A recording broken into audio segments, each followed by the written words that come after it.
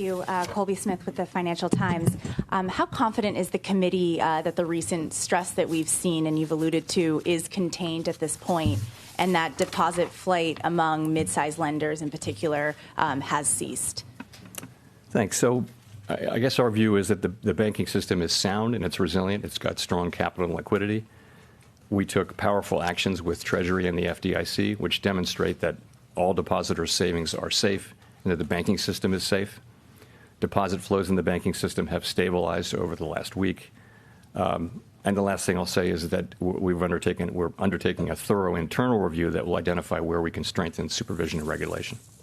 Okay, just a quick follow-up. I mean, given all of the stress and the uncertainty that you've also alluded to in the statement, how seriously was a pause considered for this meeting? So we did consider that in the days running up to the meeting, and you see the decision that we made, which I'll say a couple things about.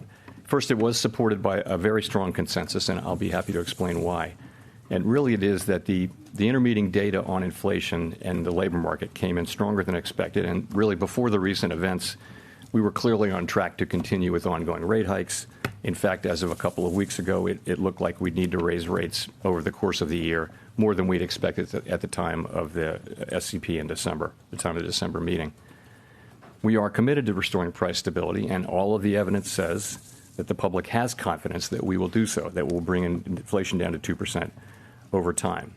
It is important that we sustain that confidence with our actions as well as our words. So we also assess, as I mentioned, that the events of the last 2 weeks are likely to result in some tightening of credit conditions for households and businesses, and thereby weigh on demand, on the labor market, and on inflation.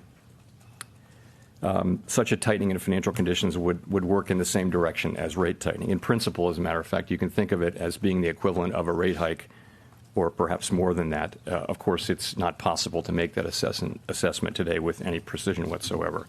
So our decision was to move ahead with a 25 basis point hike and to change our guidance, as I mentioned, from ongoing hikes to some additional hikes, maybe some policy firming may be appropriate.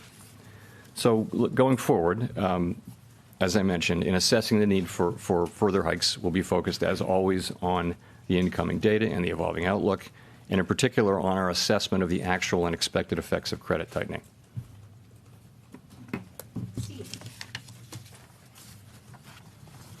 Mr. Chairman, can you explain the difference between ongoing rate increases and firming? Does firming imply a rate increase per se, or could policy firm without you increasing rates? No, I think it's meant to refer to our policy rate. Really, I would focus on the words may and some, as opposed to ongoing.